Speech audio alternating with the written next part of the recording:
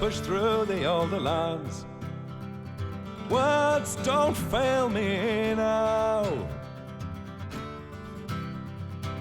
I heard the work of many hands, wild as we lay low.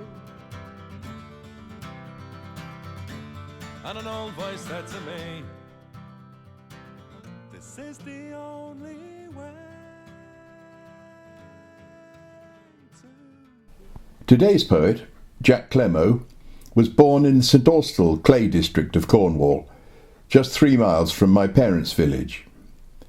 Born in 1916, he was a little younger than my mother, and, like my father, his father was a clay worker, and both my dad and Clemo left school at the age of 13.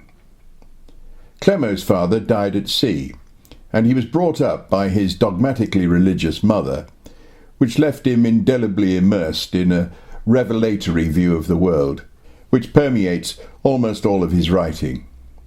His most fervent religiosity never engaged me, but his descriptions of the clay district, of its white, lunar-like, ever-spreading spoil heaps, which were allowed to inundate the outside privies, pigsties and whole gardens of the housing built and rented to the clay workers by the company, the clanking buckets that swung in procession up the clay burrow to tip its spoil at the top and return for more, the sirens that heralded the blasting, which rained fragments of quartz onto the roof tiles like heavy hail, and the water-filled quarry pits, hundreds of fathoms deep, which changed over time from a milky turquoise through shades of green to ominous black as the clay particles settled to the bottom.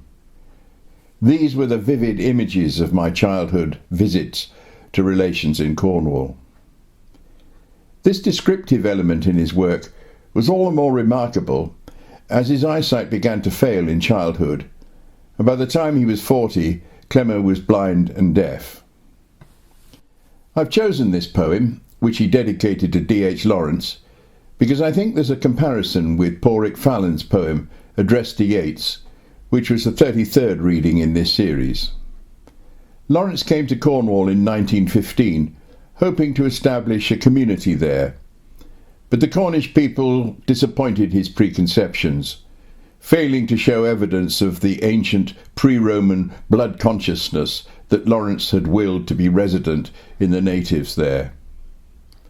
Like Fallon, I sense that Clemo respects the established poet's proximity, and both, for different reasons, think the more fated poets have been in the thrall of errant mysticism. But where Fallon puts Yeats's problems down to privilege and impracticality, Clemo, in the final line, trumps Lawrence's gods of stricken shade with the word, with a capital W, and white light on the breasts, which I take to allude to the shape of the clay spoil tips, caught, perhaps, in the dawning light. Tregerthen Shadow, to D.H. Lawrence.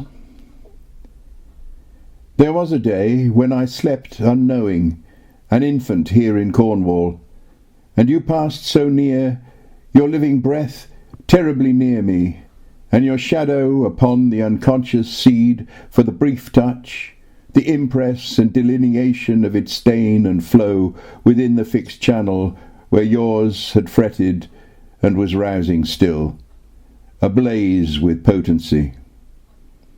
And the shade of your passing was marked by fate, and the mark stayed. For there were times in after years when I felt the vague stirring, the bruise of the dark unrest around Tregerthen. It came up with the west wind and with the amorous mists when the grey peaks of my clay dumps sank to oblivion. And I felt the chill fear lest your end should be mine, and a strange god find in me his way to Isis in her Cornish form, Isis of the grit hard mystery, Isis of the crag-clotted womb, and my night black pit become a shrine where the unknown god might heal his wounds in the intimate lapse. This was my fate. I knew, unless the cleared veins of my clay were given back, and the clear skies showed the live mood, the untiring purgation, breaking the natural channel, peeling your shadow from the slit cliff, and the fog lifted, the wind changed course. I was not deceived in my vision. I was not for the Celtic Isis, all the gods of your stricken shade, but for the word and white light on the breasts